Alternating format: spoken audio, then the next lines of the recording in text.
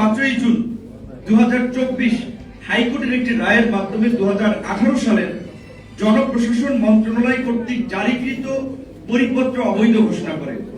পরবর্তী সিদ্ধান্তের পরিপ্রেক্ষিতে 1 জুলাই 2024 থেকে বৈষম্য বিরোধী ছাত্র আন্দোলনের ব্যানারে সারা দেশে আমরা সকল বিশ্ববিদ্যালয়ের শিক্ষার্থীরা শান্তিপূর্ণভাবে আন্দোলন শুরু করি।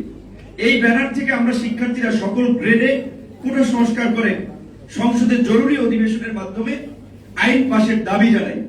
সাধারণ শিক্ষার্থীদের শান্তিপূর্ণ আন্দোলনে উত্থাপিত দাবি অগ্রাহ্য করে পরবর্তীতে সরকার প্রধানের বিতর্কিত সাধারণ শিক্ষার্থীদের নাগরিক সত্তা কলুষিত করে অপমানজনক মন্তব্য প্রধান এবং সরকারের সার্বিক অপরিণামদর্শী ও ছাত্র জনতা ও জাতীয় স্বার্থ বিরোধী সিদ্ধান্তের পরিপ্রেক্ষিতে দেশের এই বিশৃঙ্খল রক্তক্ষয়ী পরিস্থিতি তৈরি হয়েছে। সারা দেশে ঘটে যাওয়া হত্যাকাণ্ড কোনোভাবেই কাম্য নয়, এর দায় সরকারকে নিতে হবে। বিগত কয়েক সপ্তাহ ধরে সরকার আন্দোলন চলমান ক্যাম্পাসগুলোয় ইন্টারনেট বন্ধ অচল করে রেখেছে, কিন্তু গতকাল থেকেই সারা দেশে কমপ্লিট ডিজিটাল ক্র্যাকডাউন চালানো হচ্ছে। গতকাল সন্ধ্যা থেকেই দেশে ব্রডব্যান্ড সেবা, mobile network, mobile financial service, ATM পুরোপুরি বন্ধ করে দেওয়া হয়েছে। ফলে সারা বাংলাদেশের যোগাযোগ ব্যবস্থা ভয়াবহ বিঘ্নিত হচ্ছে। ফলে আমাদের সমন্বয়ক ও সহসমন্বয়কদের মধ্যে কোনো ধরনের সক্রিয় যোগাযোগ সম্ভব হচ্ছে না। সারা দেশে আরোপিত এই ডিজিটাল ক্র্যাকডাউনের প্রধান টার্গেটের শিকার হলো বৈষম্য বিরোধী ছাত্র আন্দোলন। স্বাধীন রাষ্ট্রের নাগরিকদের তথ্য যোগাযোগের এই মৌলিক অধিকার লঙ্ঘন হচ্ছে মানবাধিকার লঙ্ঘনের চূড়ান্ত রূপ। অবিলম্বে সরকারকে ডিজিটাল ক্র্যাকডাউন রহিত করে দেশের ডিজিটাল যোগাযোগ ব্যবস্থা সচল করতে হবে। আইন শৃঙ্খলা বাহিনীকে রাজপথ থেকে প্রত্যাহার করতে হবে। ক্যাম্পাস খুলে দিয়ে শিক্ষার পরিবেশ নিশ্চিত করতে হবে।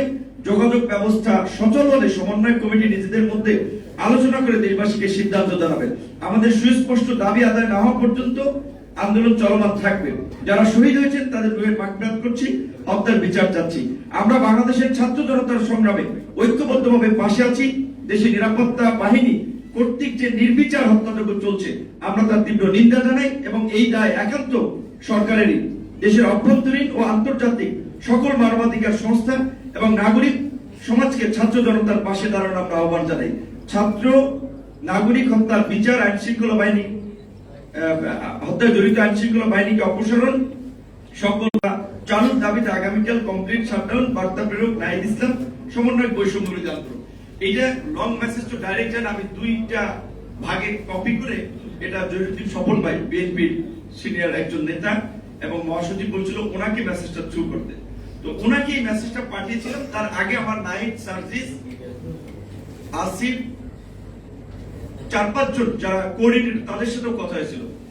তো সর্বশেষ আমি আরেকটু 30 সেকেন্ড এই মেসেজটা পড়ে শোনাতে চাই, তারপর আমি ওইটার একটু ব্যাখ্যা বলবো।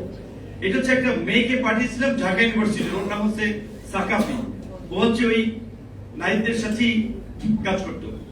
ওরে বলছিলাম যে এটা পাঠাইছি আমি 10:46 PM, এটা আবার 19 তারিখে শুক্রবার দিন, তখন ওভার হয়নি। পাঠাইছিলাম যে এখন কোনোভাবেই আন্দোলন থামানো যাবে না। আন্দোলনে এখন পর্যন্ত 1.5 শতাধিক মানুষ হত্যা ও হাজার হাজার আহত হয়েছে। এই আন্দোলন এখন গণ আন্দোলনে পরিণত হয়েছে। রাজপথ এখন জনতার দখলে। তোমরা জাতির মুক্তির কান্ডারি, তাই ভয় পেয়ে কোনো আপোষে যে জাতিকে অন্ধকারে ঠেলে দিও না। শিক্ষার্থীদের শান্তিপূর্ণ আন্দোলনে হামলা, সহিংসতা, গুলি চালিয়ে মানুষ হত্যার দায় সরকারের। কোটা সংস্কার থেকে রাষ্ট্র সংস্কারে ঘাতক সরকারের পদত্যাগ এখন গণদাবিতে পরিণত হয়েছে। এই গণদাবি আদায় আমরা সর্বস্তরের জনগণকে কমপ্লিট শাটডাউন ঐক্যবদ্ধভাবে চালিয়ে যাওয়ার আহ্বান জানাই। এটা পাঠিয়েছিলাম, সে বলছে ঠিক আছে ভাই। আমি পরে পাঠিয়েছি যে আন্দোলনকারীদের কাছে এই বার্তা পৌঁছে দাও, যদিও তাদের সাথে যোগাযোগ করা যাচ্ছিল না। এটা 10:46-এ। আর জহিরুদ্দিন স্বপন ভাইকে নাহিদের বার্তা পাঠিয়েছিলাম আমি 12:02। এটা হচ্ছে এইখানে যে যখন আমরা শুক্রবার দিন আমার নিজের অভিজ্ঞতা হয়েছিল, আমি নামাজের আগে বাসা থেকে বের হয়েছিলাম এবং আমার সেম মেসেজ এখনো মোবাইলে আছে আমাদের সমস্ত নেতা কর্মীকে। বৃহস্পতিবার রাতেই মেসেজ দিয়েছিলাম, শুক্রবার দিন সবাই দুপুরে বাসা থেকে খেয়ে বের হবেন, জুম্মার নামাজ পড়বেন পল্টনে। কারণ শুক্রবার দিন রাজনৈতিক দলগুলোর গণমিছিল ছিল। বিএনপি সহ আমরা যারা যুগপৎ আন্দোলন করি তারা আলাপ আলোচনা করে সিদ্ধান্ত নিয়ে গণমিছিলের কর্মসূচি দিয়েছিল। তার আগে কিন্তু আপনাদের মনে আছে আবু সাঈদের মৃত্যুর পরে 17 জুলাই গায়েবানা জানাজা কর্মসূচি দিয়েছিলাম। এই কর্মসূচিটা মূলত আমাদের আন্দোলনকারী নেতৃবৃন্দ যখন বলেছে, আবু সাঈদের মৃত্যুর পরে আমরা যখন বলেছি এইভাবে মৃত্যুর পরে যদি আন্দোলন সাকসেস না হয়, এইখানে কোনো রাজনৈতিক আন্দোলন, সামাজিক আন্দোলন রাজপথে আর দাঁড়াতে পারে না, কাজেই তোমাদেরকে আন্দোলন ক্যারি করে নিয়ে যেতে হবে। তখন নাহিদ, আসিফ, আক্তার তখন অনেকে বলেছিল, ভাই আপনারা একটু তাহলে রাজনৈতিক দলগুলোর সাথে কোঅর্ডিনেশন করেন, তারা যেন আমাদেরকে সাপোর্ট করে।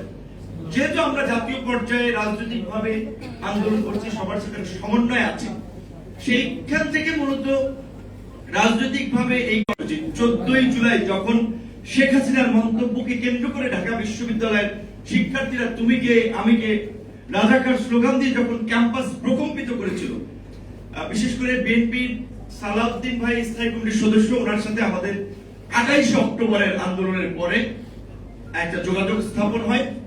কারণ সেই সময় বিএনপির মহাসচিব খসরু ভাই সহ যারা এখানকার কোঅর্ডিনেশন করতে আন্দোলনে, তারা মূল নেতারা জেলে চলে যাওয়ায় তারেক রহমান আমাদের অনেকের সাথে তখন যোগাযোগ করেছে, পরামর্শ দিয়েছে, মতামত দিয়েছে, এবং সালাউদ্দিন ভাই দিল্লি থেকেও এই আন্দোলনে একটা কোঅর্ডিনেশন রোল প্লে করছে। সেক্ষেত্রে যোগাযোগ হয় ওই 14 তারিখ।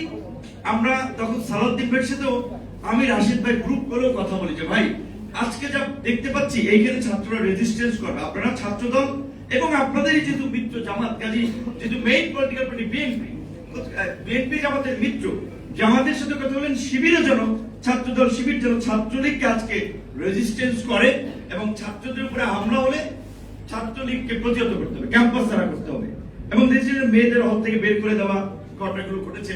তো রাজনৈতিক ভাবে আন্দোলনের ছাত্ররা যখনই আক্রান্ত হয়েছে তখনই ছাত্রদের পাশে ছিল, রাজনৈতিক ভাবে সহযোগিতা করার জন্য।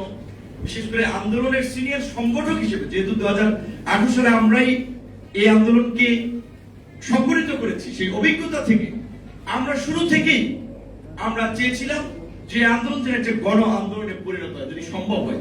সেই জায়গা থেকে আমাদের ভূমিকা মনে করেছি যে শুধুমাত্র ছাত্রদের দ্বারা এই আন্দোলন সফল করা যাবে না যদি একটা পর্যায়ে এখানে রাজনৈতিক সম্পৃক্ততা না তৈরি হয়। তো সেক্ষেত্রে আমরা দেখেছি রাজনৈতিক দলগুলো ইতিবাচক ভাবে সাড়া দিয়েছে, যার ফলে কিন্তু এই গণঅভ্যুত্থান সম্ভব হয়েছে। তো এই মেসেজ পাঠাতে গিয়ে এই যে ইন্টারনেট শাটডাউনের পরে ডাইরেক্ট ফোনে আমি অনেককে ফোন দিয়ে বলেছিলাম, মানে ভাবছি যে সংক্ষিপ্ত সময়ের মধ্যে যত মানুষকে ফোন করতে পারি, কারণ আমার কাছে এর আগে একটা সোর্স থেকে আমাকে বলছিল যে আমি গাড়ি পাঠাচ্ছি, তুমি চলে আসো এই গাড়িতে, মানে আমাকে একটু পালিয়ে থাকার জন্য, যে তুমি গ্রেফতার হয়ে যাবে।